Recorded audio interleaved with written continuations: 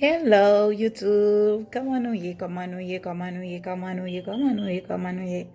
Yes, mgen lontan pa cheke ansama avek ou, men je di a mwen vini, pou mwen vin pale ou de yon bagay ki a fe pale de li kon yan nan mouman la, ki se coronavirus.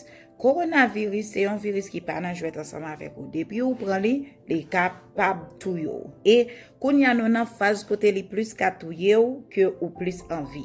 So, sa mwen pote kek ti detay koman pou proteje tetou pou pa pran nan coronavirus lan ki a propaje nan la riyan e jusqu'à maintenant yo poko vreman jwen yon medikaman ki ka trete li pa ko ka trete, sa vle di se ou menm ki pou pran soin tetou.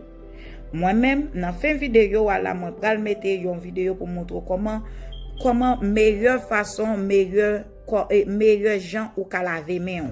Lo ap lave men pa jesanik mouye men et puis mette ti bagay la den pour faire ça, li pa bobo. M'tabliye. Avant nous continuer à aller plus loin dans vidéo wa, m'a dit ou c'est pour souscrire sur channel là.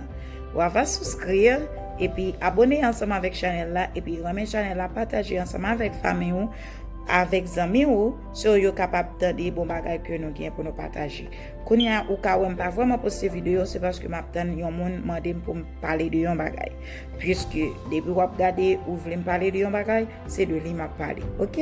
So, suivez.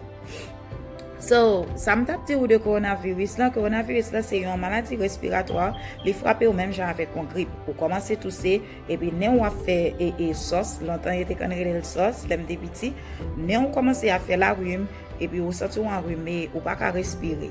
Yo dit pour monde qui fait sucre ensemble avec eux, li frappe au pi mal, li fait vraiment vulnérable et li gen doit même touyer yo même. C'est ça que fait sous attendre en pile monde qui est défoncé déjà, c'est parce que li gen frappé yo et puis yo même yo gen l'autre maladie dans corps yo qui fait yo rend yo pas rete en vie.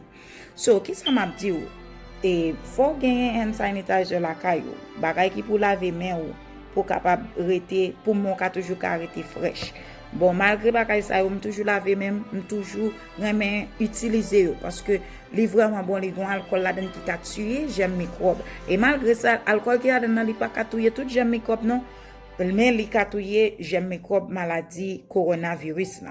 Ça veut dire, li te kon vend $1 dans dollar store pour monde qui rete les États-Unis, excusez.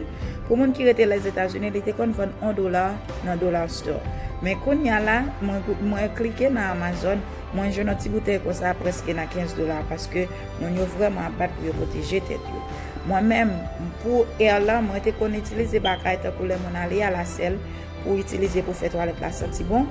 Moi te qu'on utiliser plusieurs autres bagay mais depuis le corona venir, moi utiliser Lysol li aider ou avec air là parce que li pas seulement yon bagay qui ka fait air là senti bon mais seulement tout li purifier li tuer j'aime microbe qui dans air là.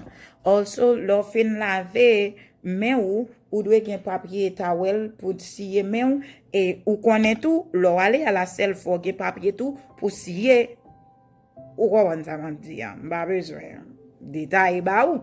So, nous devons protéger tête nous. Si nous mettons fatra dehors, prends un pégan, mettons pégan dans main nous. Si nous avons voyagé, make sure que nous gagnons bagay pour nous couvrir tête nous. Vous comprenez? Protéger tête tout parce que protection c'est ou même qui ka bay tête tout première protection dans la vie. OK? Bon, moi gagné dans fait vidéo comment pour laver main ou et c'est un gens qui vraiment efficace. So, moi saluer ou et m'a quitter ou m'a dit ou que bon Dieu aime et moi aime tout. Bye bye.